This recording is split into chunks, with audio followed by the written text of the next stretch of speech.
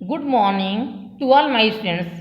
आज हम आपको हिंदी व्याकरण क्लास 7 चैप्टर 6 संज्ञा के बारे में बताएंगे। पहले हम आपको यह बताएंगे कि संज्ञा क्या है। संसार में पाई जाने वाली प्रत्येक वस्तु का कोई न कोई नाम अवश्य होता है जिससे उसकी पहचान की जाती है। व्याकरण में इन्हीं नामों को संज्ञा कहा जाता है। पहला, यह ताजमहल है। दूसरा, यह आगरा में स्थित है। तीसरा, इसे शाहजहां ने अपनी बेगम मुमताज महल की याद में बनवाया था। चौथा, इसकी सुंदरता मन को मोहने लगी वाली है।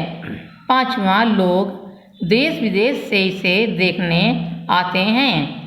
ऊपर लिखे वाक्यों में रंगीन पदों को देखिए। ये पद किसी व्यक्ति, वस्तु, स्थान या भाव का बोध करा रहे हैं। इन्हें संज्ञा कहते हैं। संज्ञा का अर्थ है नाम। संज्ञा को इंग्लिश में नाउन कहते हैं। अब सीखें किसी वस्तु, व्यक्ति, स्थान, प्राणी अथवा भाव के नाम को संज्ञा कहते हैं। जैसे कृष्ण, रहीम, कप, बुढ़ापा, मेज, हरियाणा, भारत आदि। संज्ञा के 3 भेद हैं। पहला व्यक्तिवाचक संज्ञा, दूसरा जातिवाचक संज्ञा, तीसरा भाववाचक संज्ञा। पहला व्यक्तिवाचक संज्ञा, जिस संज्ञा शब्द से किसी विशेष व्यक्ति, वस्तु या स्थान का पता चले उसे व्यक्तिवाचक संज्ञा कहते हैं। जैसे यह भगत सिंह का चित्र है, यह गेंद है, इंडिया गेट दिल्ली में स्थित है। यहाँ भगत सिंह व्यक्ति विशेष, गेंद वस्तु विशेष तथा इंडिया गेट व दिल्ली स्थान विशेष की ओर संकेत किया जा रहा है। अतः ये सभी व्यक्तिवाचक संज्ञाएं हैं। कुछ अन्य उदाहरण हैं रमेश, कृष्ण, अर्जुन, दीवार, घड़ी, प्रयाग तथा गंगा आदि। याद रखिए, ये शब्द किसी व्यक्ति, स्थान अथवा वस्तु विशेष की ओर संकेत करते हैं। दूसरा, ये एक का ही बोध करवाते हैं, पूरी जाति का नहीं। तीसरा, समाचार पत्रों, महीनों, दिनों तथा दिशाओं आदि के नाम व्यक्तिवाचक संज्ञा में ही आते हैं। दूसरा, जातिवाचक संज्ञा, जिस संज्ञा शब्द से किसी भी जाति के सभी पदार्थों जैसे वस्तुओं, प्राणियों या स्थानों आदि का बोध हो उसे जातिवाचक संज्ञा कहते हैं। जैसे यह घर है, गाय चर रही है, यह घड़ी है। घर स्थान है, गाय प्राणी है और घड़ी वस्तु है। ऊपर दिए गए वाक्यों में रंगीन शब्द घर, स्थान का, गाय, प्राणी का तथा घड़ी वस्तु का बोध करवा रहे हैं। अतः ये सभी जातिवाचक संज्ञाएं हैं। कुछ अन्य उदाहरण हैं लड़का, गांव, कवि, शेर तथा पुस्तक आदि।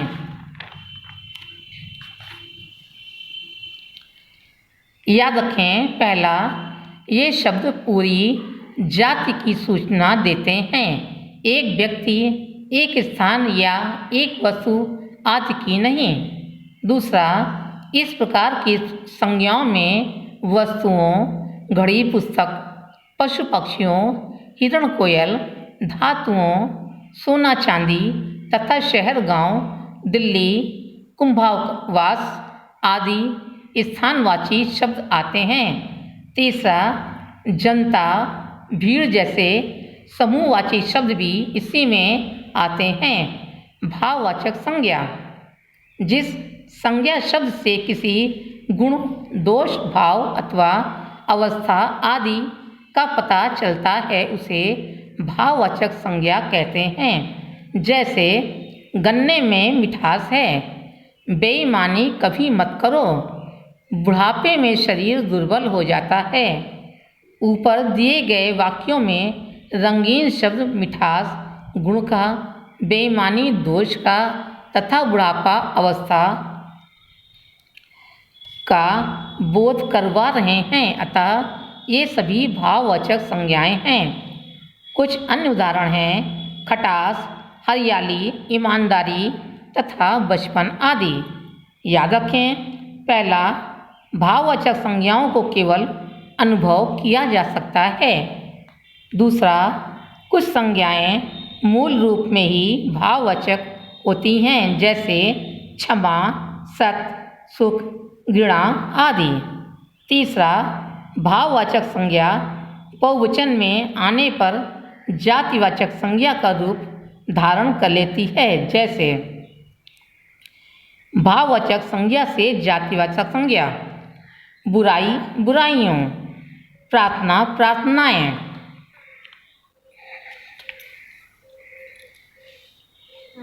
यहाँ संज्ञा के 3 भेदों को बारे में हमने बताया है आपको, किंतु इसके 2 भेद और होते हैं।